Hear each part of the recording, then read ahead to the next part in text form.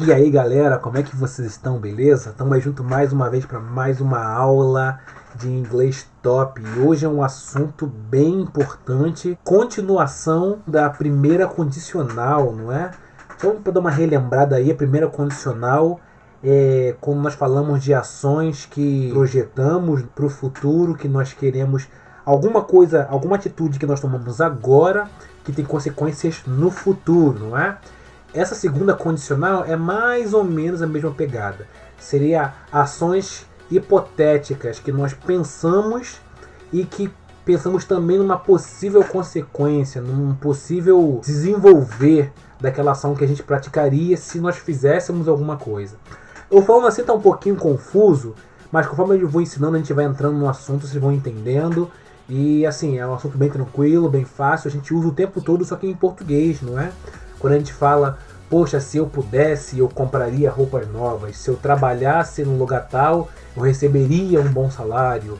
Se eu estivesse na Europa, eu visitaria Paris.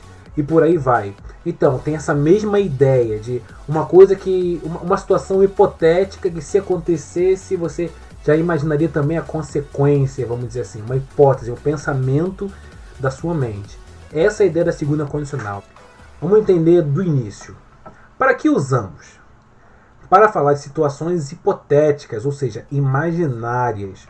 No português, usamos se nessas frases justamente para identificar o quê? A questão da condição, essa possibilidade. Se eu fosse americano, eu falaria inglês agora. Facilitaria muito o trabalho de aprender, né? Aqui no Brasil. Então vamos ver alguns exemplos para a gente entender melhor como isso aí se aplica. Vamos lá. I would be healthier if I ate vegetables. Eu seria mais saudável se eu comesse legumes. Vamos ver aqui uma outra situação. If he worked, he would have money. Se ele trabalhasse, ele teria dinheiro. Percebe do que se trata a segunda condicional? É uma situação imaginária que a gente tem, que a gente já pensa até na consequência. Se ele trabalhasse, ele teria dinheiro. Se eu comesse mais vegetais ou mais legumes, eu seria mais saudável. Então são tudo situações imaginárias que dependem de uma atitude nossa. Agora a gente vai entender como a gente vai montar isso, como é que a gente vai preparar uma frase condicional na prática, uma segunda condicional. Vamos lá. Como montamos uma condicional? Como vimos nos exemplos, podemos montar de duas maneiras. Por que eu escrevi isso? Porque você pode começar tanto pela parte do se, não é? Se eu trabalhasse, eu teria dinheiro, por exemplo, ou se ele trabalhasse, teria dinheiro. Ou eu posso começar pela parte do ele teria dinheiro se ele trabalhasse. Não importa qual seja a parte, no final a ideia é a mesma. Então a gente vai ver essas duas formas diferentes de começar a frase. Vamos ver aqui com mais detalhes. Ó. Primeira forma, if mais sujeito porque normalmente sempre tem mais de um sujeito. If mais sujeito mais verbo principal no passado. É importante falar esse verbo principal no passado, por quê? Porque se você falar no presente não vai ter sentido, porque se eu correr eu me cansaria, não tem sentido. Se eu corresse eu me cansaria, aí tem sentido, certo? Então tem que ter essa percepção de que o verbo principal tem que vir no passado, sempre no passado. E esse verbo principal no passado sempre vem na frase que começa com if, beleza? Então, ó, if, sujeito, que é a pessoa que está praticando a ação, verbo principal no passado, mais complemento que é opcional. A gente vai ver algumas frases, a gente vai entender por que esse complemento é opcional. Segunda parte. Vamos trabalhar assim, parte 1 e parte 2. Vamos começar pela primeira parte aqui. If, sujeito, verbo principal no passado, complemento, vírgula. Segunda parte. Sujeito 2, would, verbo principal normal no presente e o complemento no final. Vamos ver alguns exemplos para a gente entender melhor isso? Ó. If I studied today, I would be free tomorrow. Se eu estudasse hoje, eu estaria livre amanhã. Observe o seguinte. Se eu estudasse hoje, eu posso tirar esse hoje. Posso. E ele vai me dar um prejuízo muito grande no sentido geral? Não. Observa, se eu estudasse, eu estaria livre amanhã. Então, esse primeiro complemento, hoje, ele é importante? Ele deixa a frase mais clara, a ideia mais completa. Mas se eu tirar, ele não vai causar um prejuízo muito grande. Então, o complemento, na maioria das vezes, ele pode ser tirado, ele pode ser deixado de lado. Não em todas as vezes. Por exemplo, na segunda frase, se eu tirar o complemento, free tomorrow, que é livre amanhã, vai ficar sem sentido. Quer ver? Se eu estudasse hoje, eu estaria. Estaria o quê? Então, alguns verbos eles precisam de complemento. Então, estaria o quê? Estaria livre amanhã. Então, ainda que se amanhã eu pudesse tirar, mas o livre vai causar um prejuízo na frase. Então, esse complemento às vezes é opcional. Mas, enfim, comecei pela forma tradicional. Começando pelo if, primeira parte, né? A primeira parte sempre leva if. A segunda parte não começa com if. A segunda parte começa com sujeito, ou sujeito 2, como eu chamo. Então, ó. If I studied today, primeira parte. Se eu estudasse hoje. Segunda parte. I would be free tomorrow. Eu estaria livre amanhã. Beleza? Vamos ver mais um exemplo. If you ran fast. Se você corresse rápido. Parte 2. You would get tired. Você ficaria cansado. Ou você chegaria cansado. Não é? Então aqui um segundo exemplo da forma tradicional, da primeira forma. Que aí nós temos a primeira parte e a segunda parte. A primeira parte é sempre começando com if. E a frase número 3. If the dog barked, vírgula, our neighbors would awake. Aqui na frase 3 nós temos um exemplo de frase que justamente não obriga, ele não exige a presença do complemento. Porque, ó, na primeira parte da frase, eu parei no verbo principal no passado. Não tem nem complemento, tá aí, ó, com essa linha aí, não é? Sinal de término. E na segunda parte da frase também não precisa de complemento. Então, nem sempre você tem que colocar um complemento. Pode ser que se o verbo tiver a ideia completa, você pode parar no próprio verbo. Entendeu? Então, if the dog barked, se o cachorro latisse, dá um exemplo de um complemento. If the dog barked loud. Se o cachorro latisse alto, esse alto é um tipo de complemento que eu posso retirar e não vai ter prejuízo na frase. If the dog barked, our neighbors would awake irritated. Nossos vizinhos acordariam, despertariam irritados. Mas esse irritados eu posso tirar e a frase vai continuar tendo sentido. Então, isso aí justamente estou mostrando que o complemento é uma parte da frase que a gente pode ter, como pode não ter, mas o essencial é if, sujeito 1, verbo principal no passado, na primeira parte. Segunda parte, sujeito 2, que pode ser o mesmo sujeito 1 ou não, tá? Por exemplo, no exemplo 1 e 2, o sujeito é o mesmo 1 e 2. Agora, na frase 3, no exemplo 3, o sujeito 1, que é the dog, o cachorro, é diferente do sujeito 2, que é our neighbors, nossos vizinhos. Beleza? Então, if the dog barked, se o cachorro latisse, our neighbors would awake.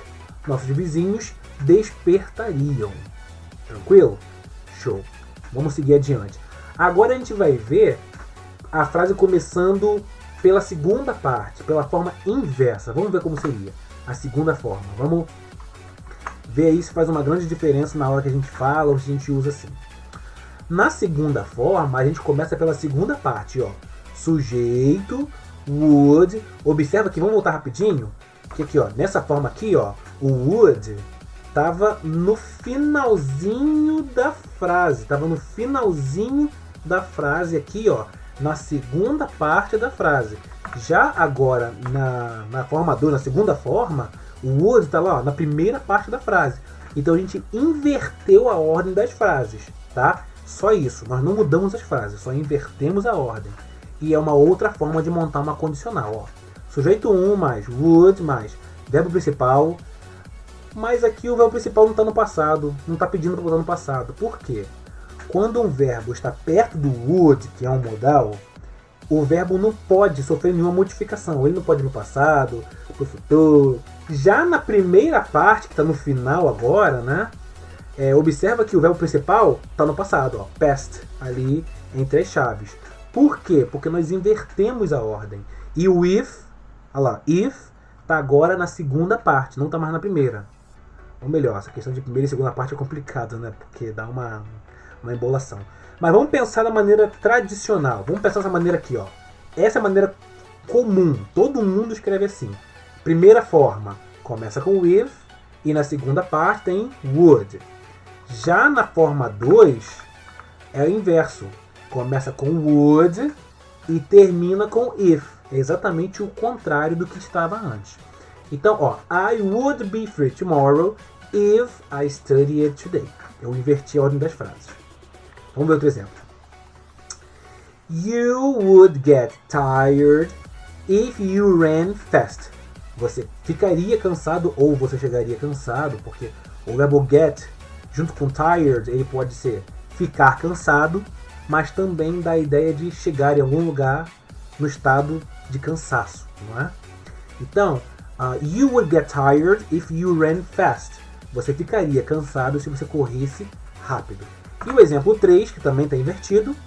Our neighbors would awake if the dog barked. Nossos vizinhos despertariam se o cachorro latisse. Então, tanto faz se você vai começar com if ou você vai começar com sujeito e would. Não faz diferença nenhuma. O importante é você seguir todo o passo a passo da forma 1 ou da forma 2, que é a primeira forma ou segunda forma. Se você vai começar pela primeira parte, pela segunda parte, isso não faz diferença. Então agora a gente vai entrar num assunto também extremamente importante, porque quando a gente fala de verbos no passado, a gente fala de dois tipos de verbos. Regular verbs, que são os verbos regulares, e irregular verbs, que são os verbos irregulares. Então vamos começar aqui sobre o que são verbos regulares e irregulares, qual é a diferença, por que isso é importante naquela matéria de condicionais. Vamos entender isso aqui. Vamos lá. Regular verbs, ou verbos regulares, são aqueles que quando estão no passado, ou eles terminam com a letra D, ou ED, ou em alguns casos IED. Gabriel studied for the test last month. Gabriel estudou para o teste mês passado. Um exemplo de verbo que terminou com IED. O que? O verbo study termina com consoante mais Y. Então a gente tirou Y e botou IED no lugar. Outro exemplo. They called the police 3 days ago. Eles ligaram para a polícia 3 dias atrás. O verbo call termina com L. Então aqui tudo que eu fiz foi adicionar a letra E e a letra D. Beleza? Esses dois são exemplos de verbos regulares, porque os dois terminam com a letra E e a letra D. Agora vamos ver os exemplos de verbos irregulares para a gente entender que se os verbos regulares terminam ou com D, ou com ED, ou com IED, mas sempre, em todos os casos, terminam com a letra E e com a letra D, vamos ver como funcionam os irregulares.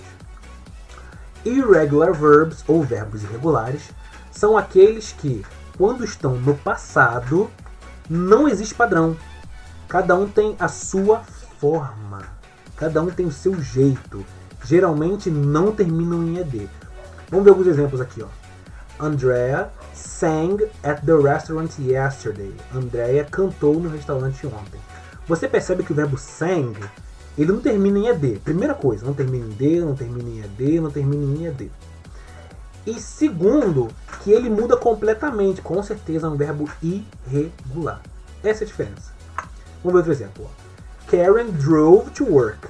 Karen dirigiu para o trabalho. Ó, o verbo drove é o passado do verbo drive, que significa dirigir. Você percebe que ele não terminou com a letra E e letra D. É D. Ele não terminou assim. Ele até terminou com a letra E, mas não terminou com a letra D. Então ele não fez as modificações necessárias. Não terminou com D, não terminou com ED, não terminou com IED. E o verbo era drive, D-R-I-V-E. Mudou só para a letra O. É um verbo irregular, não respeita as regras dos verbos regulares. Verbos regulares, observações importantes. Agora a gente vai entender no todo, no total, como funciona a regra dos verbos regulares. Aí você pode me perguntar, professor, tudo bem, você vai me ensinar a como identificar o que fazer com o verbo regular. E com os verbos irregulares, qual é o procedimento? Você vai pegar uma lista e você vai estudar alguns verbos, os mais comuns, os mais conhecidos, o que você usa com mais frequência, e você vai tentar estudar e memorizar esses verbos da forma deles no presente e a forma deles no passado. Infelizmente, não existe uma outra maneira. Você pode fazer música, você pode criar um exercício, você pode assistir aulas no YouTube de professores ensinando técnicas e macetes para memorizar verbos irregulares, mas inevitavelmente você vai ter que de alguma forma memorizá-los, galera. Sempre memorizar, não tem jeito. Mas os verbos regulares, pelo menos, já dá para você entender como funciona.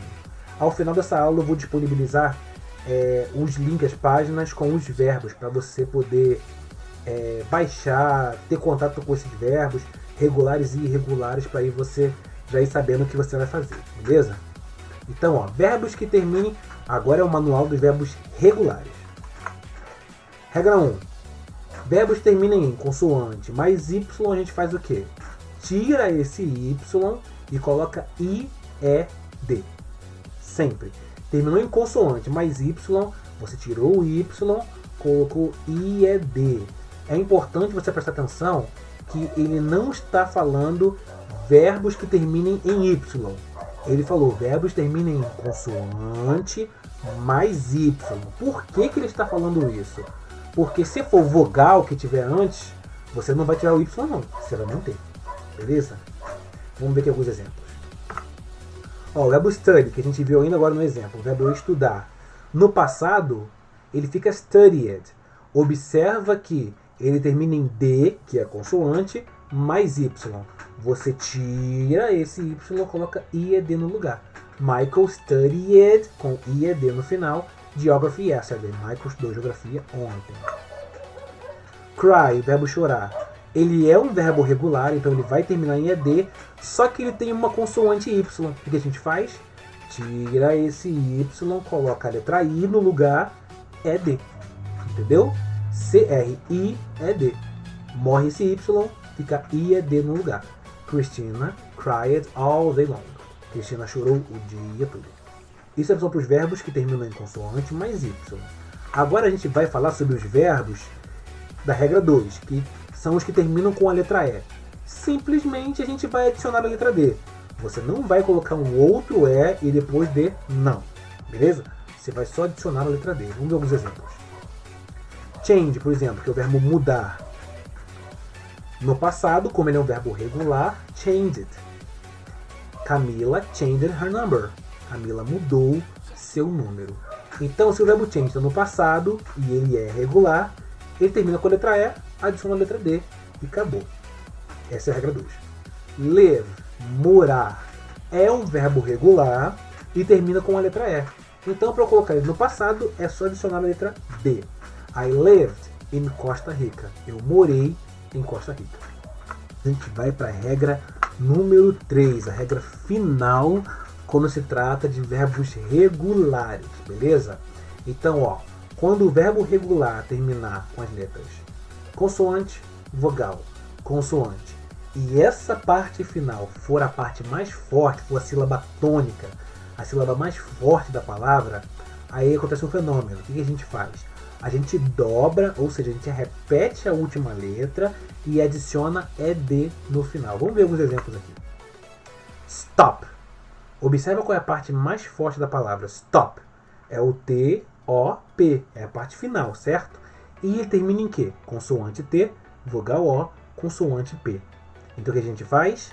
A gente pega e repete a última letra, repete o P e adiciona ED no final. Ó. João stopped smoking. Prefer.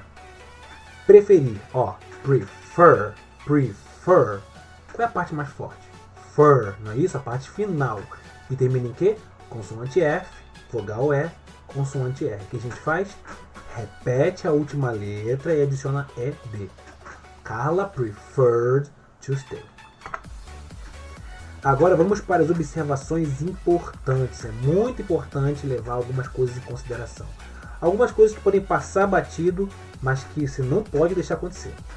Primeira observação. quando começamos uma condicional pelo if, lembra que eu falei das duas partes? Primeira parte da frase, segunda parte da frase, e aí na segunda forma as coisas inverteram, lembra? Então aqui estamos falando de começar pela primeira parte, ou seja, a parte do if. Quando começamos uma condicional pelo if, ou pela primeira parte, colocamos sempre uma vírgula entre a primeira parte e a segunda parte com would. Ou seja, entre a primeira e a segunda parte a gente coloca uma vírgula. Se você voltar nos exemplos, você vai ver essa vírgula que eu estou falando. Já quando a gente começa pela segunda parte, que é aquela segunda forma, lembra? Então, aí você não precisa da vírgula não. Você só usa a vírgula no meio entre a primeira e a segunda parte, se a frase começar com if. Beleza? Segunda observação. Os complementos, como eu já falei, né, não são obrigatoriamente usados. A frase pode ter ou não, como vimos no exemplo 3. Lembra aquele exemplo 3 que tinha uma linha e tinha uma barra porque estava vazio? Então, por isso que ele está sempre entre parênteses na fórmula. Eles ficam sempre depois do verbo principal nas frases. Beleza, galera? Vamos agora para as formas negativas, ou seja, quando eu quero que a primeira parte seja negativa ou que a segunda parte seja negativa. Vamos ver como é que fica. Na frase com with, ou seja, na primeira parte. Para formar uma frase negativa no past simple, usa-se didn't ou did not. E o verbo principal. O verbo principal permanece na forma original, do jeito que ele está, não vai mudar ele não. Uma vez que no past simple o verbo não é flexionado para cada pessoa, ele se repete. Vamos ver um exemplo para facilitar nossa compreensão? Vamos lá. Ó. If I didn't study today, I would be busy tomorrow. Se eu não estudasse hoje. Ué, mas na parte do if, lembra que o verbo ficava no passado? Estava lá past, estava passado lá. Então, quando a gente adiciona o didn't, que é essa palavrinha ali, ó, didn't, quando a gente adiciona na frase, ela automaticamente substitui o verbo. Então o verbo não precisa mais ficar no passado, porque o did já está ali. O did nessa frase está na forma negativa, está na forma com o not, certo? Então, se a frase tem didn't, o verbo study vai ficar do jeito que ele está, não vou mudar nada. Mas e se a frase não fosse negativa? E se a frase fosse afirmativa? Aí o study teria que ir pro passado. Beleza? Só não está no passado por causa que o didn't está ali. O did está ali. Então, ó. If I didn't study today, I would be busy tomorrow. Não vou traduzir porque já está embaixo da tradução. É só você ler. Beleza? Segundo exemplo. If you didn't run fast, you would get late. Então, ó, if you didn't run. O verbo run, que é o verbo correr, ele está na forma base dele. Ele está na forma normal, não está no passado. Por que não? Porque o didn't está ali. Se o didn't está na frase, o verbo principal permanece na forma original, como está escrito lá em cima. O verbo principal vai ficar do jeitinho que ele é. Não vai mudar nada, não vai para o passado, não vai para mudar nada. Ele vai ficar do jeito que ele está. Do jeito que ele veio ao mundo. Porque o didn't está ali. Beleza? Último exemplo. If she didn't finish the exam, she would fail this semester. Então, ó, if she didn't finish. O verbo finish é o verbo regular. Então, você coloca ed no final dele. Só isso. Colocou ed, beleza, fechou. Só que o verbo finish não está no passado. Ele está na forma normal, original. Por quê?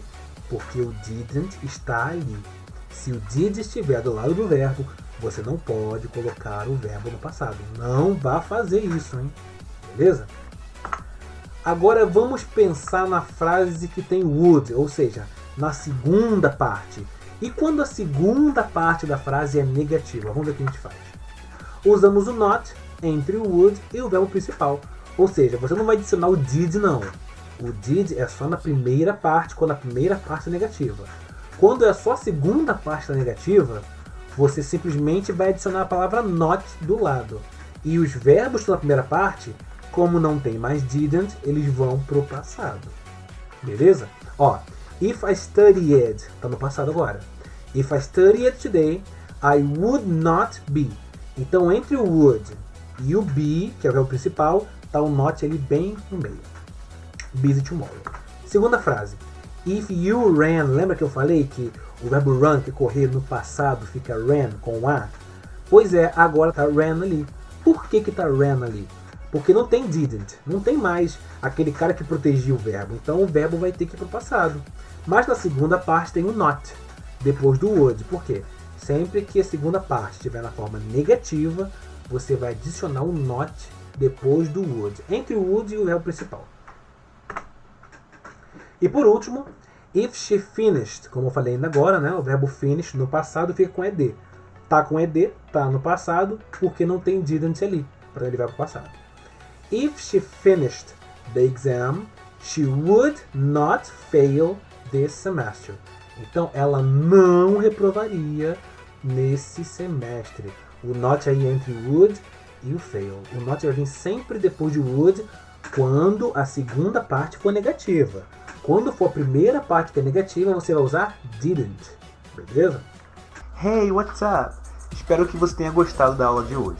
Na descrição desse vídeo, eu deixei alguns links que podem te interessar. Eu deixei uma folha de atividades para você fixar o que você aprendeu, deixei todas as imagens da aula de hoje e deixei alguns materiais extras que você pode baixar e estudar quantas vezes quiser. Se mesmo depois que acabou a aula você teve alguma dúvida, não tem problema. Deixe nos comentários que sempre que eu puder eu vou te ajudar. See you next class. Take care!